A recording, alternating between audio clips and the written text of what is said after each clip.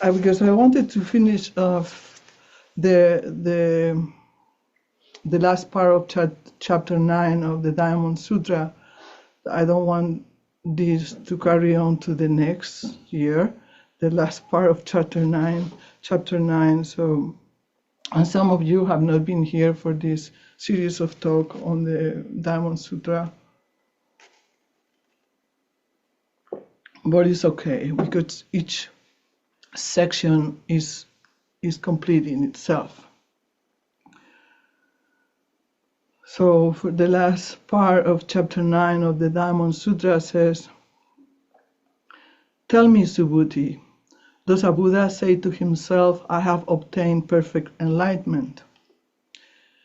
No, Lord, there is no such thing as perfect enlightenment to obtain." So Subhuti right there is answering, nothing to obtain.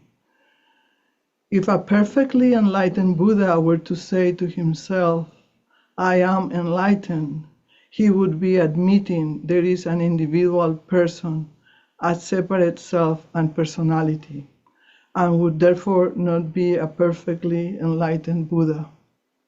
So that's pretty clear, right? So we are always surrounded by it. So we just have to enter it, and then there is nothing separate. So a Buddha cannot say there is have attained anything, because it's always there, and we always carry it with us. And Subhuti then said, "Most honored one, you have said that I, Subhuti, excel among your disciples in knowing the bliss of enlightenment, in being perfectly content in seclusion, and in being free from all passions. Yet I do not say to myself that I am so, for if I ever thought of myself as such, then it would not be true that I escaped ego delusion. I know that in truth there is no Subhuti, and therefore Subhuti abides nowhere, that he neither knows nor does he not know bliss, which is that's an expression of the middle way, when he says he neither knows nor does he not know bliss, and that he is neither free nor enslaved by his passions." So that's expressions of the middle way. We can always take refuge in the middle way.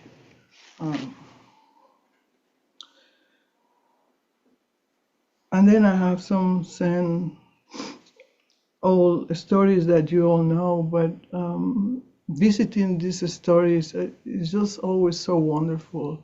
I love to be transported in time, to visit these stories that have been so important in my spiritual path.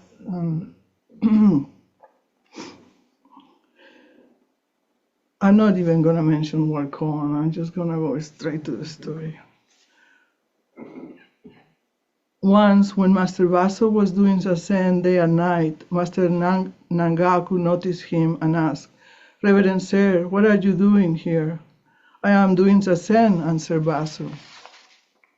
Nangaku said, What are you going to accomplish?" Baso said, "I'm trying to be a Buddha."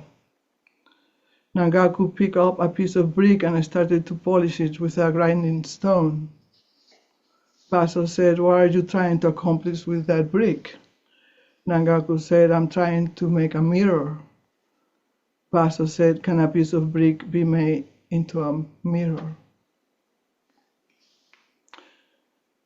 Nangaku then kindly explained to him, "You practice zazen and try to become a Buddha by sitting.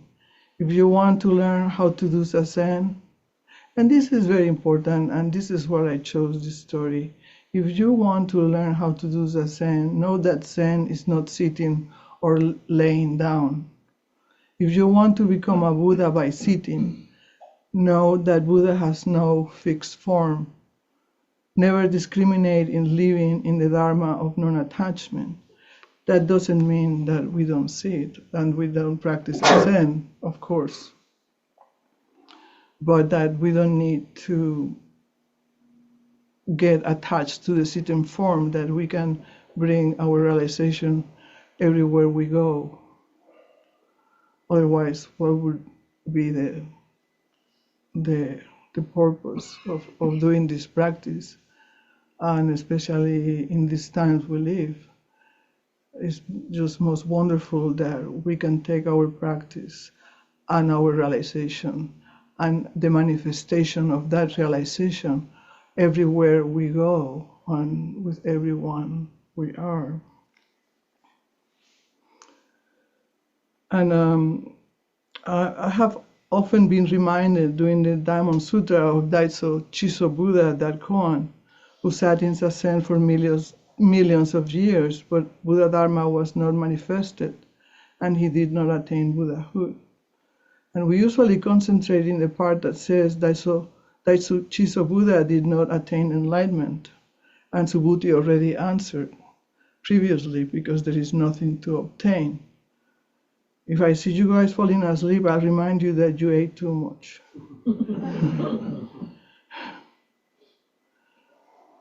This is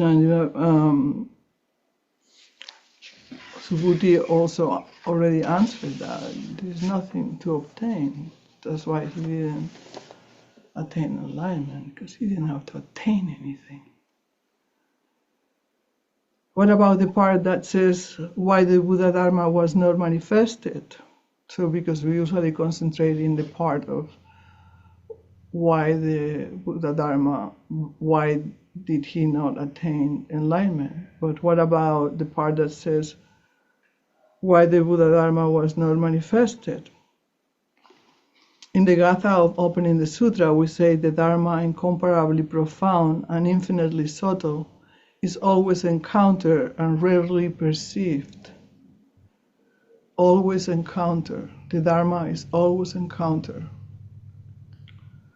So since the Dharma is always being manifested, the Buddha cannot manifest anything different from what is already being manifested constantly. If he or she did, then it would be something different from what is the truth, from what is being manifested constantly by the universe.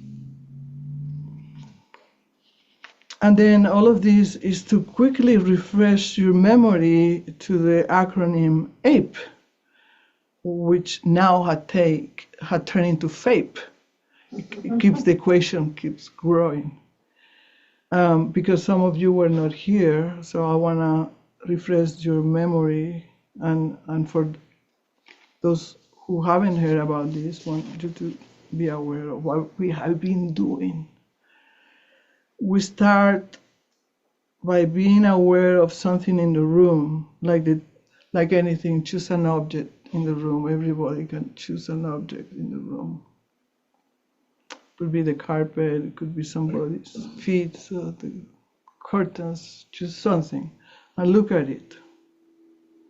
Please choose something and look at it. Be aware of whatever you have chose. Just for a few seconds, just be aware of the object you have chose.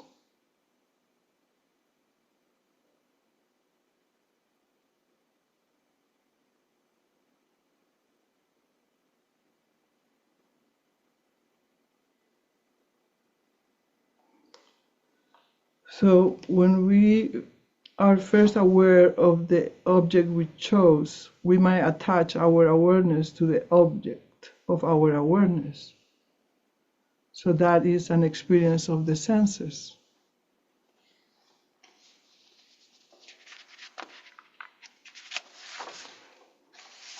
Now, be aware of yourself, being aware of the same object. Now be aware of yourself. Be aware of yourself, being aware of the same object. So the main practice is being aware of the one who is aware. So let's maintain this for a few seconds.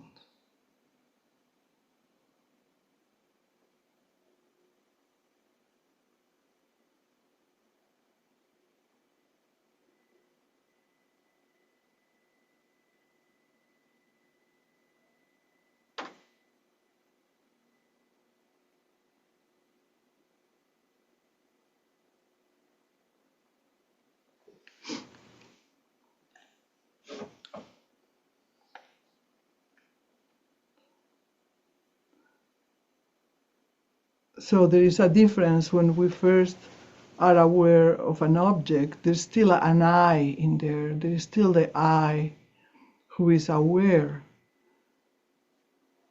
So there are different levels to the depth of awareness, because I can be aware of the rock, but I am aware of the rock. There is an I there. But then when I focus my awareness of being aware of the one who is aware, then it's very different.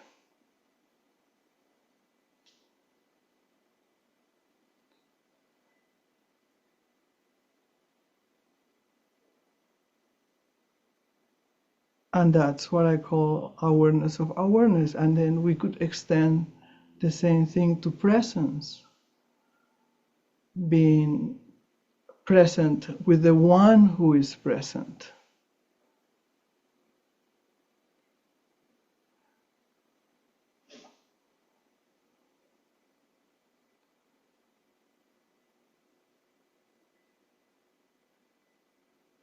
And then we can extend the same to emptiness, because there still could be an I in emptiness. I am empty. But when we practice emptiness of emptiness, it's more complete. Then there is not the I. The I is not needed. And we can function perfectly without carrying the burden of the I.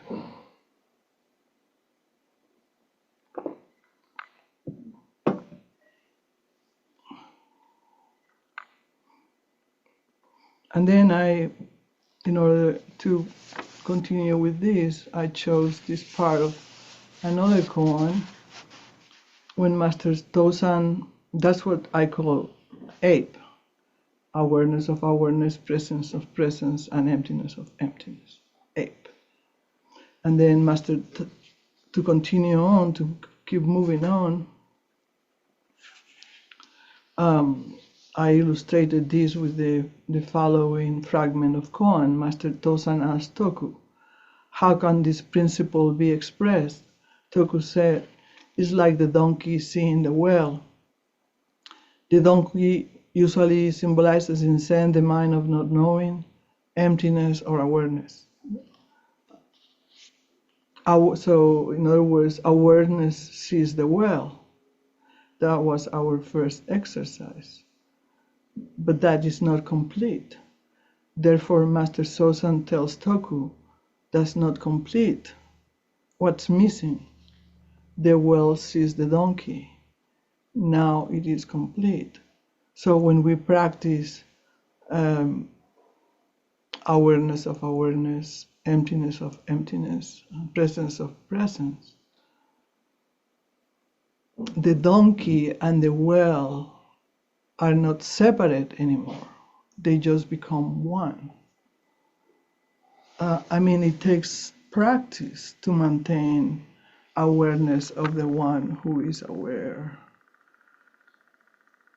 So, but if you can practice this, then the donkey and the well totally become, it's not even become one, because there is not even the one, it's just fused. And we can carry, this is a part of samurai part, but then there's the good part. I cannot negate, I have some more right part too. After you practice with this for a while, you see that the donkey becomes one with the well, and the well becomes one with the donkey. Now that's what I call it full awareness, full presence, and full emptiness. But this is a practice. So for them to fuse, we need to practice first. And that takes some effort, to be aware of the one that is aware to it. And then you see that then the awareness and the one that is aware, they just fuse. And then we become like the full light, the full moon of wisdom is all encompassed in that answer. We are complete.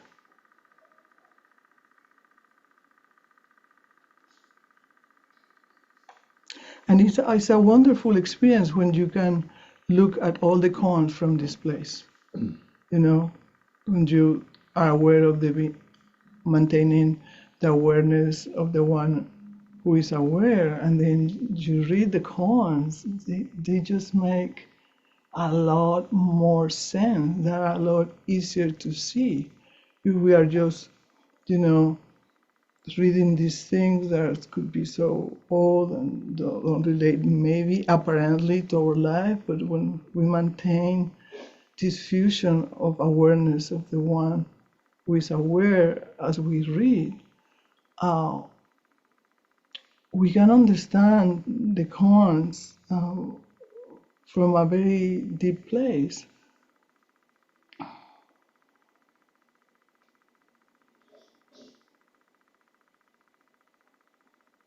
Then there are koans, for example, that say, what is Buddha? And the reply might be, the Buddha is just this.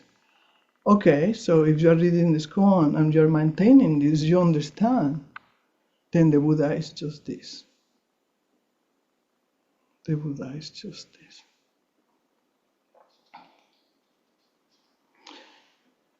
Otherwise, it's like, okay, just this. Okay, just this. Okay, just this.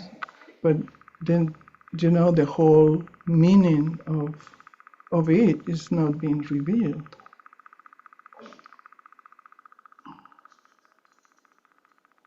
Okay, that was the first talk. We are done. Accomplished. Chapter 9, done.